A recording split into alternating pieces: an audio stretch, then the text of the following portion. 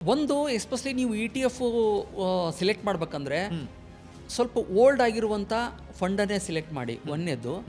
ಎರಡನೇದು ಸ್ವಲ್ಪ decent A U M. Decent A U M ಅಂದರೆ ಏನಾಗುತ್ತಂದರೆ ಸ್ವಲ್ಪ ಒಳ್ಳೆ ಎ ಯು ಎಮ್ ಇದ್ದರೆ, ಹೊಸ ಫಂಡ್ಗಳನ್ನು ಬಿಟ್ಬಿಟ್ಟು ಹಳೆ ಫಂಡ್ಗಳನ್ನು ನೋಡಿದರೆ ಇಮಿಡಿಯೇಟ್ ಆಗಿ ಲಿಕ್ವಿಡೇಟು ಅಥವಾ ಈ ಲಿಕ್ವಿಡಿಟಿ ಇಶ್ಯೂ ಅಂತ ಬಂದಾಗ they are in a position to manage in a better way.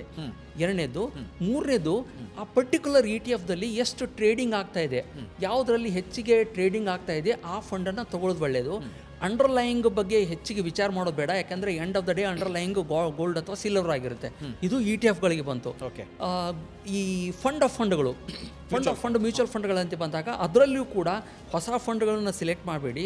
ಎರಡನೇದು ಎಕ್ಸ್ಪೆನ್ಸ್ ರೇಷಿಯೋ ಸ್ವಲ್ಪ ನೋಡಿ ಇಲ್ಲಿ, ಯಾಕಂದರೆ ಇ ಟಿ ಎಫ್ದಲ್ಲಿ ಅಂತ ಏನು ಮ್ಯಾಟ್ರ್ ಆಗಲ್ಲ, ಯಾಕಂದರೆ ಎಲ್ಲರೂ ಅಷ್ಟೇ ಎಕ್ಸ್ಪೆನ್ಸ್ ರೇಷಿಯೋ ಮೇಂಟೈನ್ ಮಾಡಿರ್ತಾರೆ. ಬಟ್ ಇಲ್ಲಿ ಸ್ವಲ್ಪ ಎಕ್ಸ್ಪೆನ್ಸ್ ರೇಷಿಯೋ ಹೆಚ್ಚಿಗಾಗಿರೋದ್ರಿಂದ ಎಕ್ಸ್ಪೆನ್ಸ್ ರೇಷಿಯೋನು ಮೇಂಟೈನ್ ಮಾಡಿ ಓಲ್ಡ್ ಫಂಡನ್ನು ಸಿಲೆಕ್ಟ್ ಮಾಡಿ. ಅದ್ರ ಜೊತೆಗೆ ಸ್ವಲ್ಪ ಎ ಯು ಎಮ್ ಕಡೆನೂ ಗಮನ ಕೊಟ್ಬಿಟ್ಟು ಓಲ್ಡ್ ಆಗಿರುವಂಥ ಫಂಡನ್ನು ಚೂಸ್ ಮಾಡೋದು ಬೆಟರು. ಹೊಸದು ಮಾರ್ಕೆಟಿಗೆ ಬಂದಿದೆ, ಎಕ್ಸ್ಪೆನ್ಸ್ ರೇಷಿಯೋ ಕಮ್ಮಿ ಆಗಿದೆ ಅಂದ್ಬಿಟ್ಟು ಕಣ್ಣು ಮುಚ್ಚಿ ಹಾಕಬೇಡಿ, ಯಾಕಂದರೆ ಎಕ್ಸ್ಪೆನ್ಸ್ ರೇಷಿಯೋ ಅವ್ರು ಯಾವಾಗ ಹೆಚ್ಚಿಗೆ ಮಾಡ್ತಾರೆ ಅನ್ನೋದು ಗೊತ್ತಿಲ್ಲ.